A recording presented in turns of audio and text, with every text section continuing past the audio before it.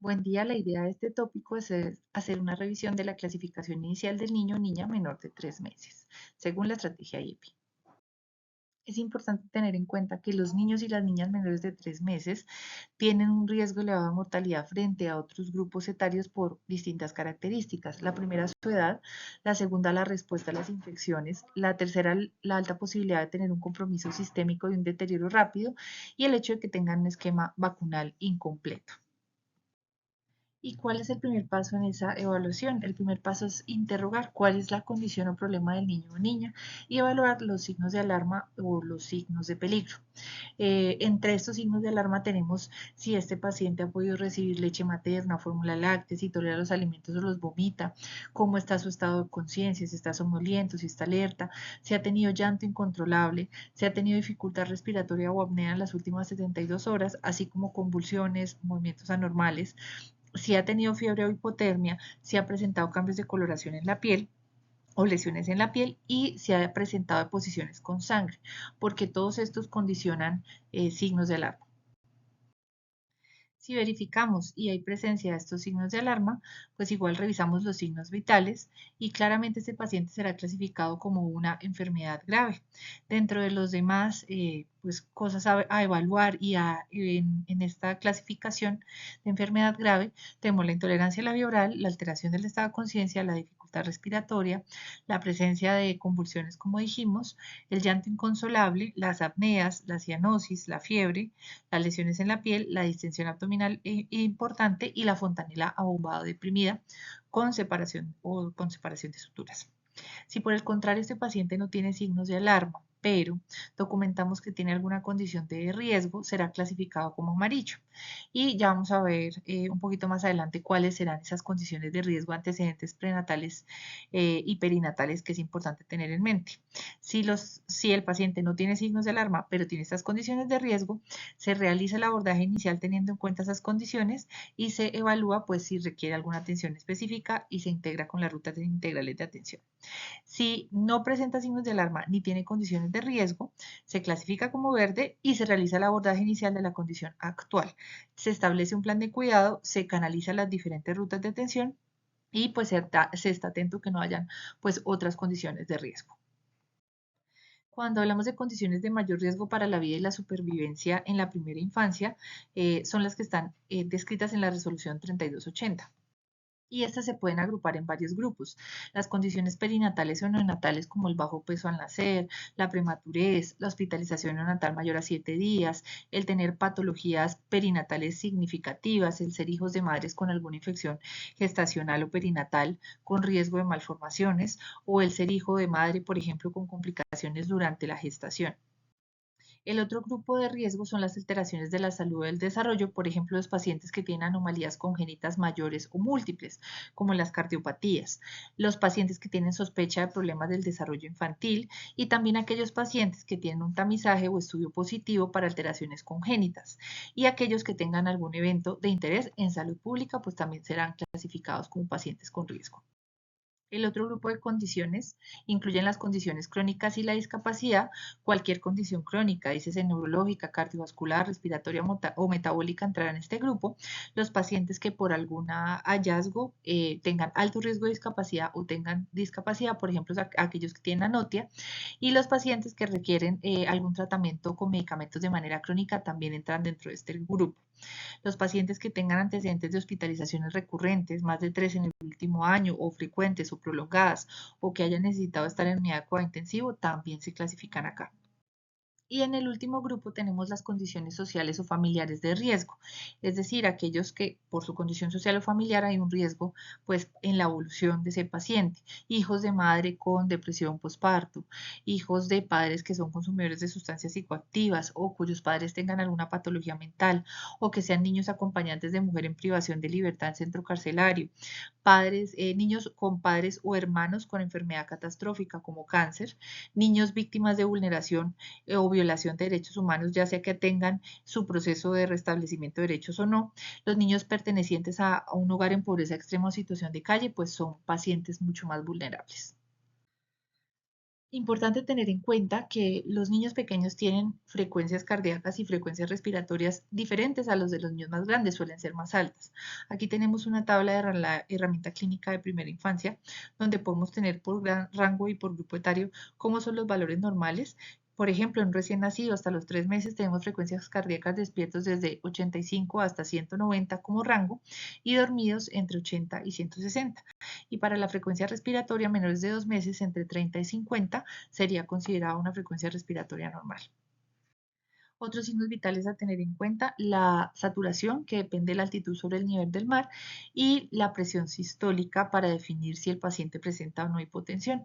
Tener en cuenta que de 0 a 28 días, presiones sistólicas menores a 60 corresponden a hipotensión y de 1 a 12 meses aquellas menores a 70. Existen tablas de percentiles que también es importante conocer, sobre todo en los pacientes más pequeños por la edad gestacional. Y esos percentiles de tensión pues arterial nos permiten clasificar mejor a los pacientes. Tener en cuenta que debemos estar atentos a esos signos también de hipovolemia y hipoperfusión sin importar la edad, la alteración de conciencia, los pulsos periféricos débiles, los cambios en la coloración de la piel, la cianosis central o generalizada o la palidez, el llenado capilar mayor a 3 segundos y el gasto urinario menor a 1 cc por kilo hora, pues son indicativos de que hay datos de hipovolemia o hipoperfusión, pues sumado a los otros datos que estamos revisando. Bueno, y una vez tenemos a nuestro paciente clasificado, la idea es poder hacer la estabilización y el transporte. Esta estabilización implica algunas normas, por lo cual las vamos a ir revisando. En la R tenemos la respiración y la idea es que todos los pacientes que tengan clasificación grave, que tengan síndromes de dificultad respiratoria o que sean sujetos de reanimación, se les aporte oxígeno por el dispositivo que mejor se adapte a su condición clínica. En los casos de dificultad respiratoria leve, se puede hacer uso de la cánula nasal convencional. Aquellos que tengan dificultad respiratoria moderada, se puede aumentar el flujo de la cánula hasta 2 litros. O si hay algún dispositivo tipo Neoti disponible, que son dispositivos que pueden dar presión al final de la aspiración de la vía aérea, se puede ajustar para dar presiones entre 5 y 6 centímetros de agua. Y finalmente, aquellos pacientes que tengan un síndrome de dificultad respiratoria severa, pues se deberá considerar el uso del CPAP con interfase nasal, la máscara laringia o la intubación endotraqueal. En la E tenemos la estabilidad hemodinámica y la idea es que estos pacientes nosotros identifiquemos antes de realizar el transporte si tienen datos clínicos de hipovolemia o de baja perfusión, como hablamos, y se estabilicen antes de referir. La estabilización en este apartado sería con la hidratación endovenosa con el paso de líquidos endovenosos. Si es el caso, pueden administrarse bolos de 10 a 20 cc por kilo de cristaloides. La idea es que se haga con lactato de Ringer, pero si no está disponible, se puede hacer con solución salina y tener la precaución, sobre todo con los pacientes en los que sospechemos cardiopatía o alguna condición, para reducir esos volúmenes a 5 cc por kilo. Es importante en la F, que corresponde a frío, evitar la hipotermia, porque la hipotermia puede ser mortal para los recién nacidos. ¿Cómo lo podemos hacer? A través de una incubadora de transporte termorregulada, garantizando una temperatura entre 36.5 y 37.5, usando una lámpara de calor o, si no tenemos disponible nada de esto, el contacto piel a piel con la madre o con algún familiar.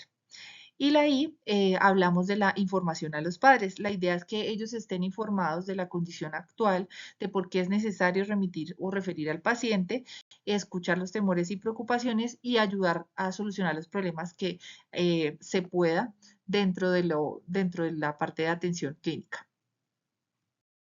Continuando con el acrónimo, en la opción E tenemos energía y glucosa. La idea es evitar y corregir la hipoglucemia en estos pacientes porque también puede generar muchas complicaciones.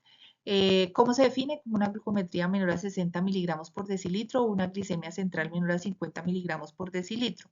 Si la hipoglucemia es sintomática, es decir, el paciente presenta sudoración, alteración del estado de conciencia, convulsiones, la idea es administrar un bolo de dextrosa al 10% de 2 cc por kilo y tomar una glucometría a la hora. Y luego un flujo metabólico de 6 a 8 miligramos kilo minuto. Ese flujo metabólico lo vamos a ajustar de acuerdo a la evolución y al aporte de líquidos y el día de vida que tenga el paciente. Lo vamos a ver un poquito más adelante.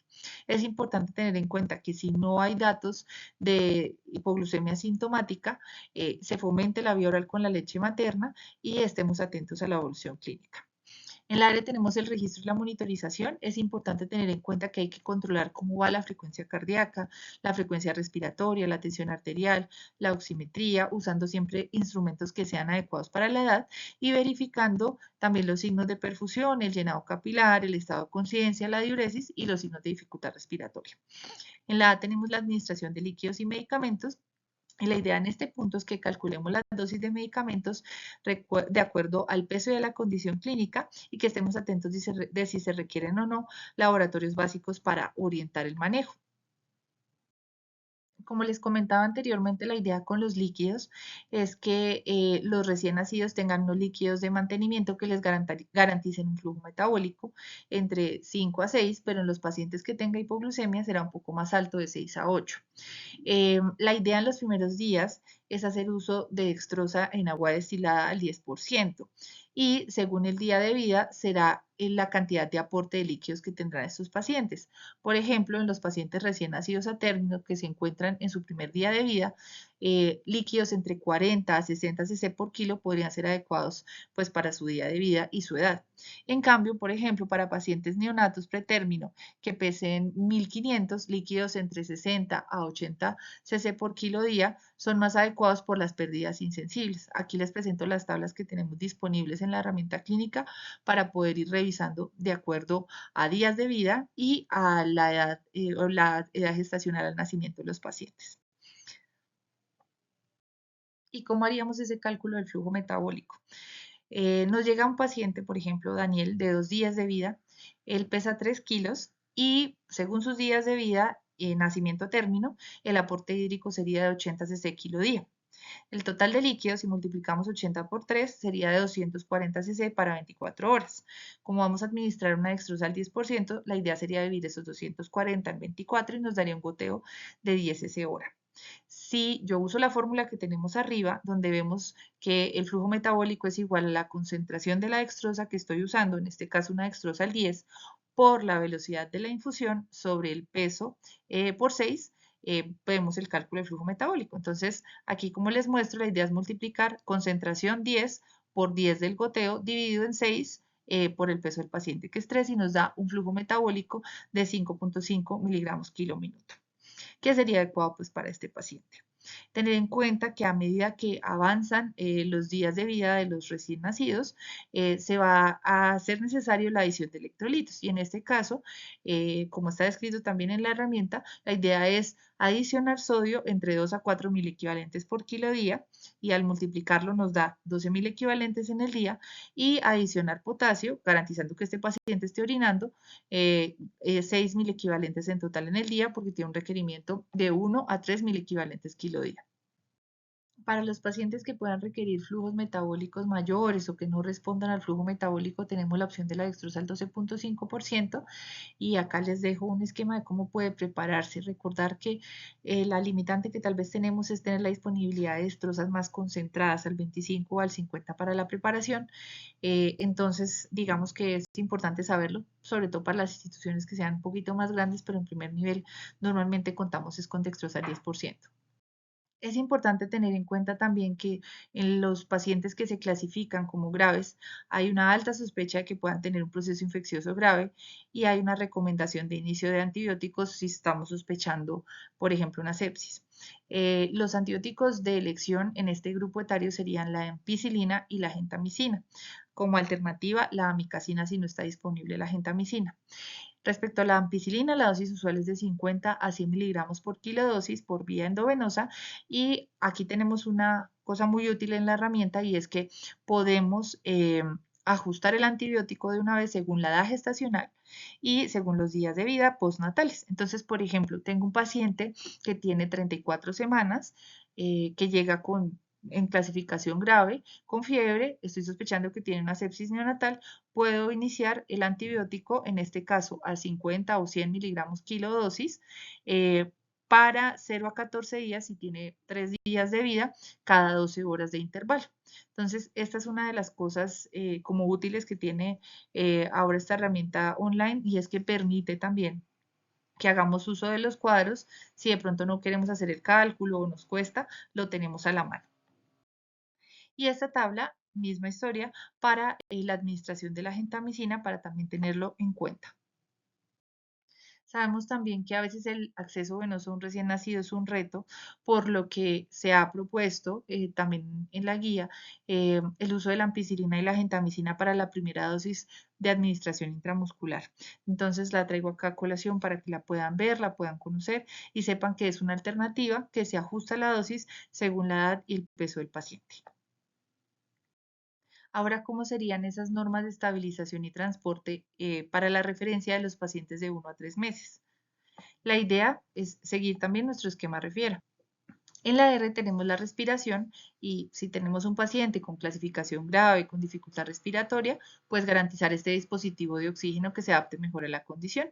En este caso, como ya son un poco más grandes, el dispositivo que mejor aportaría es la máscara de no reinhalación a 10 litros por minuto o en su defecto una cánula convencional a 3 litros por minuto. Misma consideración con síndrome de dificultad respiratoria severa, hay un grupo que puede llegar a requerir intubación endotraqueal, pero pues sí está disponible en el medio.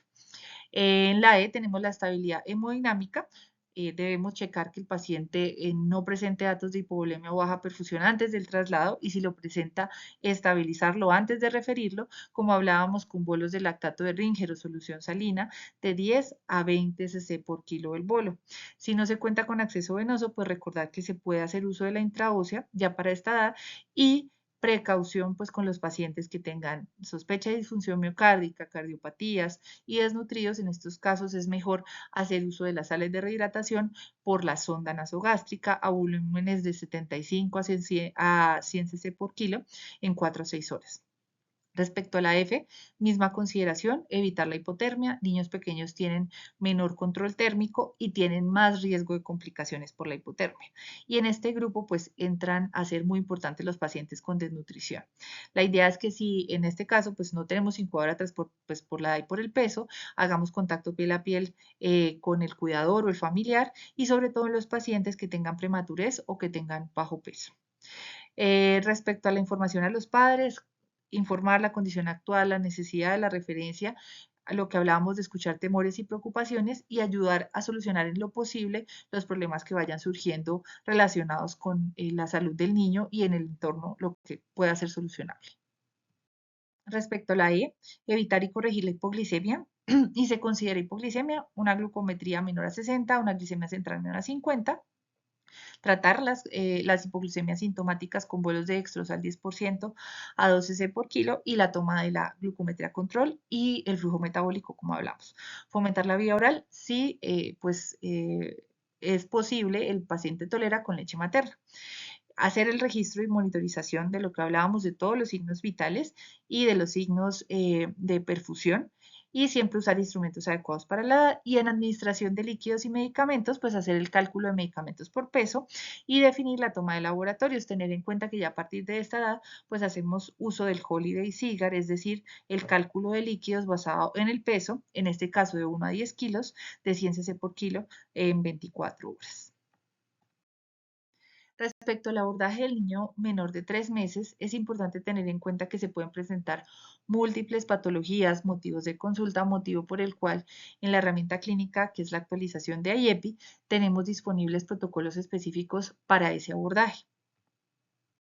Tomaremos como ejemplo el BRUE y en este caso, para que veamos cómo es uno de los protocolos y una de las condiciones pues relativamente frecuentes en este grupo etario, tenemos en cuenta que es un evento súbito que suele durar menos de un minuto y que se puede acompañar de signos como cianosis, palidez, disminución de la respiración o respiración irregular, cambio en el tono por aumento o disminución, alteración del nivel de conciencia y antes era lo que nosotros conocíamos como ALTE. De acuerdo a nuestro esquema y como hemos visto en IEPI, la idea es interrogar muy bien el motivo de consulta para poder hacer esa clasificación. Aquí, por ejemplo, hacemos un énfasis en cómo ocurrió el evento, si es primera vez, dónde se encontraba el paciente, cómo estaban todos los factores del entorno, si hubo alguna cosa desencadenante o algún síntoma en particular que llamara mucho la atención antes del evento. Se evalúa también si hay presencia de patologías congénitas o incapacitantes, si se ha expuesto a alguna enfermedad infecciosa de manera reciente, los signos y pues antecedentes de violencia, porque es uno de los diferenciales, y se verifican los factores socioambientales relacionados. Continuamos en ese proceso con la verificación de signos vitales completos y glucometría, el examen físico buscando lesiones centinelas y, si es el caso, pues nos apoyamos en exámenes complementarios, por ejemplo, la radiografía de tórax, el hemograma, el electrocardiograma, los electrolitos, los exámenes de orina, pues para descartar, por ejemplo, si hay infección o algún otro cuadro, si hay algún síntoma sugestivo, y el examen de fondo de ojo para descartar hemorragias retinianas. Y como lo hemos visto, la idea de interrogar y verificar es poder clasificar a los pacientes y tomar un abordaje y una conducta. Entonces podemos tener pacientes que tengan un BRUE de alto riesgo, un BRUE de bajo riesgo o que no tengan signos compatibles con BRUE. En el caso de BRUE de alto riesgo estarán los pacientes que tengan alguno de los signos, que sean menores de 3 meses, que sean prematuros, que tengan una duración del evento mayor a un minuto, que hayan presentado un evento similar previamente, que requirieran reanimación durante el evento o que tengan datos de riesgo positivos en la historia perinatal o en el examen físico o historia familiar de muerte súbita. En este caso, pues estos pacientes van a entrar de manera al abordaje urgente y a la estrategia refiera. La estabilización se garantizará un monitoreo electrocardiográfico y de oximetría. Se administrará oxígeno suplementario si lo requiere y se realizarán los estudios, pues de acuerdo a lo que hablamos, para ampliar la causa. Si es de bajo riesgo, es decir, no cumple con los criterios de alto riesgo, es un paciente, por ejemplo, que tenga más de 60 días, la duración es menor de un minuto, pues se observará al menos por 24 horas para ver la clínica y se tomarán estudios de extensión. Se darán consejería sobre sueño seguro y solo si no hay recurrencia del evento en al menos 24 horas y clínicamente y paraclínicamente no hay ninguna alteración, pues se podrá considerar el egreso. La idea a través de esta revisión era mostrarles cómo hacer esa evaluación, clasificación y abordaje de los pacientes menores de 3 meses. Muchas gracias.